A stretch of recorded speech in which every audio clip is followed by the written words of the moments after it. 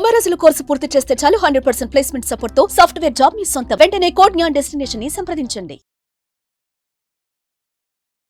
నమస్తే, welcome to Suman TV. ప్రస్తుతం మనతో పాటు ఉన్నారు psychologist, life coach, human behaviour sciences expert doctor Madhurima Reddy గారు. మేడంతో మాట్లాడదాం.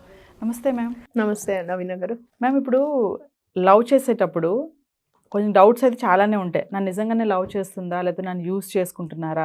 ఏదో మనం చాలా మూవీస్లో చూస్తూనే ఉంటాం కదా, బిల్లు కట్టేటప్పుడు ఖచ్చితంగా అక్కడ యూజ్ చేస్తున్నారు, అమ్మాయిలు నన్ను బాగా వాడుకుంటారు, బిల్లు మాత్రం నాకే ఇస్తారు, కట్టమంటారు అంటారు. అంటే అది ప్యూర్లా ఉంటుందా, లేదంటే వేరే వాటికి వెళ్తూ ఇతన్ని యూజ్ చేసుకోవడం జరుగుతుందా? అంటే లవ్ చేసే వాళ్ళు నన్ను ప్యూర్గా లవ్ చేస్తున్నారా, లేదంటే నన్ను యూజ్ చేసుకుంటున్నారా? అంటే టిప్స్ ఏమైనా చెప్తారా, ఎలా గమనించాలి అంటారు? అంటే ఫస్ట్ ఎలా ఉండాలంటే అండి, లవ్ అనేది ఎప్పుడైనా అన్కండిషనల్ ఉండాలి. ఎప్పుడైనా అది ప్యూర్ ఉండాలి. ఫస్ట్ అవన్నీ నేను ఆల్రెడీ లాస్ట్ టైం 15 పాయింట్స్ చెప్పాను. అమ్మాయిలు ఏమి ఇష్టపడతారు, అబ్బాయిలు ఏమి ఇష్టపడతారు అని 15 క్వాలిటీస్ చెప్పాను. సో అది చాలా రీసెర్చ్ చేసి 15 క్వాలిటీస్ చెప్పాను. అది హోప్ అందరూ మన ప్రేక్షకులు అందరూ చూసింటారు, ప్రతి ఒక్కరు చూడాలని ఇచ్చాను. అది అందుకని రీసెర్చ్ బేస్డ్ అది. సో దాని తర్వాత ఫౌండేషన్ అది పెట్టుకున్న తర్వాత క్వాలిటీస్. ఇప్పుడు అన్కండిషనల్, కండిషనల్ ఉంటుంది. కండిషన్ అంటే నువ్వు ఇది చేస్తేనే నేను ప్రేమిస్తాను అనేది కండిషన్. ఒక కండిషన్ పెట్టడం, నీవు ఇది చేస్తేనే నాకు ఇష్టం నువ్వు అంటే, లేదంటే లేదు అని. అంటే ఈ రోజు నాకు ఇది చేస్తేనే నువ్వు ఇష్టపడతాను, లేదంటే లేదు అని. లేదంటే అది ఆ థ్రెట్ ఉండడం అనమాట. ఒక భయంతో కూడింది, ఫియర్తో కూడింది. ఓకే.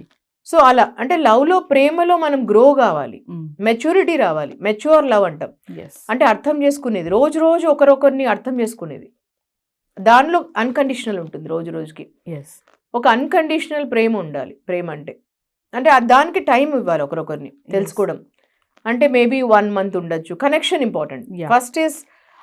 ఫస్ట్ ఒక ఫీమేల్ అండ్ మెయిల్ పైన కనెక్షన్ ఇంపార్టెంట్. కనెక్టింగ్ ఫస్ట్ అయితే ఆటోమేటిక్లీ ఎవ్రీథింగ్ విల్ గ్రో అక్కడ నుంచి. Foundation has to be connection. ఆ కనెక్షన్ హ్యాస్ టు బి ట్రూత్తో ఉండాలి. మనము ఇప్పుడు ఇది ఉందండి బిల్డింగ్, ఈ బిల్డింగ్ మనకు పడిపోతుంది అనే భయం ఉంటే ఇక్కడ కూర్చోం కదా మనం. కూర్చుంటామా? మన ఇద్దరు ఇక్కడ కూర్చొని మాట్లాడుతుంటామా? లేదు కదా. సో అది వాళ్ళిద్దరిది పడిపోతుంది అనే భయం ఉంది అని అంటే అది కండిషనల్ ఉంటుంది. ఆ భయం ఎలాగైనా వచ్చిందంటే వాళ్ళిద్దరి మధ్యలో ఫియర్, అది కండిషనల్ అని అంటాం. అంటే ఇప్పుడు మీరు అడిగిన క్వశ్చన్కి అది భయం ఉంటే వాళ్ళకి ఇద్దరికి మధ్యలో, వాళ్ళిద్దరు మాట్లాడేటప్పుడు ఒక 1 time కావచ్చు, కాఫీ డేలో మీట్ కావచ్చు, భోజనానికి మీట్ అయినా, బిల్లు కట్టేయడంలో, బిల్లు ఇవన్నీ తర్వాత అంతా ఈజీ ఉంటుంది. ఇద్దరు ఎవరైనా కట్టి ఉండొచ్చు. అమ్మాయి కట్టచ్చు, అబ్బాయి కట్టచ్చు అని. ఆ అబ్బాయిలో ఆ అమ్మాయి పట్ల ఎక్స్ప్లాయిట్ చేస్తుంది అనే ఫీలింగ్ వచ్చిందంటే ఆ ఒక్కసారి చూసి రాలేదు అబ్బాయికి. మేబీ ఆ అమ్మాయి బిహేవియర్లో చూసి అలా వచ్చిందచ్చు ఫీలింగ్. సో ఆ భయం వచ్చింది అంటే, ఇప్పుడు నేను చెప్పిన ఎగ్జాంపుల్, ఇది పడిపోతుంది అని మనకు ఒకసారి మైండ్లో వచ్చింది అంటే మేబీ వీ ఫెల్ట్ సో. దాన్ని ఒక ఎమోషనల్ ఫీలింగ్ మనసులో నుంచి వచ్చింది. ఆ ఫీలింగ్, ఆ మనసులో వచ్చిన ఫీలింగ్ మనకు సడన్గా చూస్తూనే వచ్చినట్లు ఫీలింగ్. సో ఆ ఫీలింగ్ ఆ అమ్మాయిని చూడంగానే అబ్బాయికి కలిగిన ఫీలింగ్, ఈ అమ్మాయి నన్ను ఎక్స్ప్లాయిట్ చేస్తుంది, నన్ను మనీ కోసం ఎక్స్ప్లాయిట్ చేస్తుంది రోజు రోజుకి, మేబీ మనీ కోసమే నన్ను ప్రేమిస్తుందేమో ఈ అమ్మాయి. ఇలాంటి ఫీలింగ్ కలగనిచ్చింది ఆ అమ్మాయి. సో ఇలాంటి ఫీలింగ్ రేపు పెద్దగా అవుతుంది రోజు రోజుకి. So love has to be unconditional first. అది ఫియర్తో వచ్చినది, ఇన్సెక్యూరిటీతో వచ్చినది రాకూడదు ఫస్ట్. అందుకని వాళ్ళు ఒకరొకరు ఇంకా కొన్ని రోజులు మాట్లాడాలి, ఫస్ట్ తెలుసుకోవాలి. థాట్స్ మ్యాచ్ కావాలి ఇద్దరికి. థాట్స్, థింకింగ్ మ్యాచ్ కావాలి, మెచ్యూరిటీ లెవెల్ మ్యాచ్ కావాలి. అంటే ఒకరు ఇమ్మెచ్యూర్గా ఉండి ఒకరు మెచ్యూర్గా ఉంటే కూడా ఇంకొంచెం మాట్లాడితే అర్థమవుతుంది ఒకరొకరి గురించి, వాళ్ళ థింకింగ్ ప్రాసెస్ అర్థమవుతుంది. అంటే ఇద్దరిది సేమ్ ఉండాలని కాదు థింకింగ్. అంటే ఒకరు ఎక్కువగా థింకింగ్ ఎలా ఉంటుందో ఇంకొకరికి ఎలా ఉంటుందో తెలుసుకోవాలి. అంటే మీకు మహేష్ బాబు ఇష్టం ఉండొచ్చు, నాకు ప్రభాస్ ఇష్టం ఉండొచ్చు. అంటే నాకు ప్రభాస్ ఇష్టం కదా అని మీరు తిట్టడం కాదు నేను చెప్పడానికి, అప్రిషియేట్ చేయడం నేర్చుకోవాలి.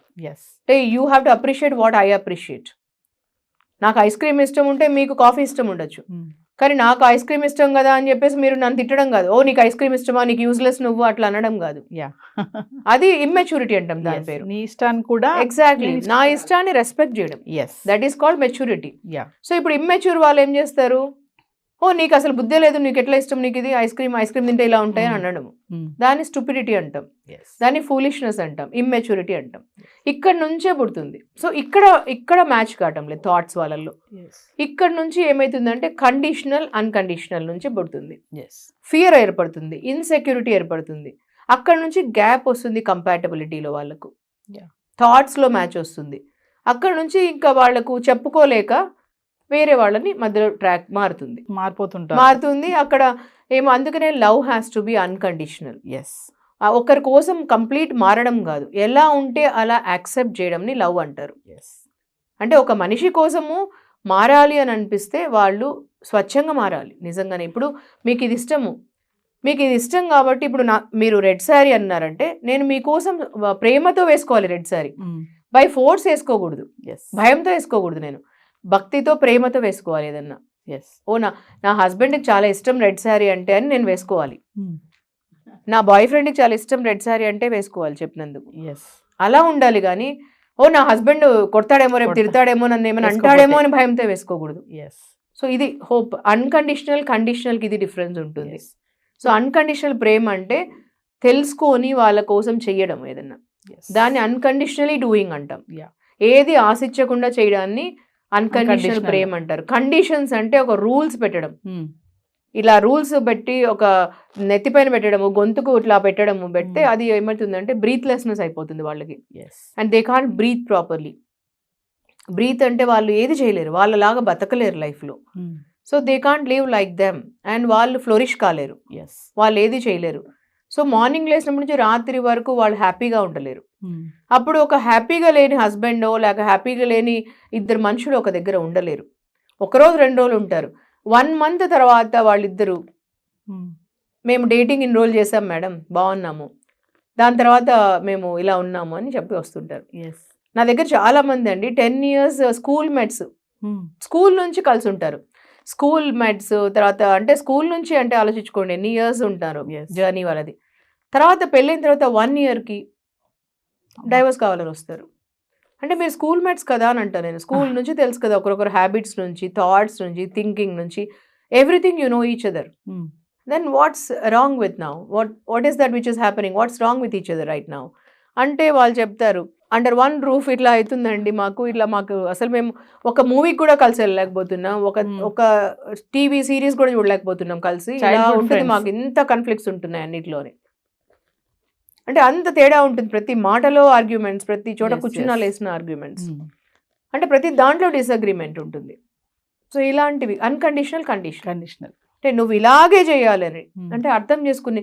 రిలేషన్షిప్స్ అంటే మన కాన్స్టిట్యూషన్లో ఒక రూల్స్ కాదండి. రిలేషన్షిప్స్ అంటే అండర్స్టాండింగ్ ఉండడం ఒకరి పట్ల ఒకరికి.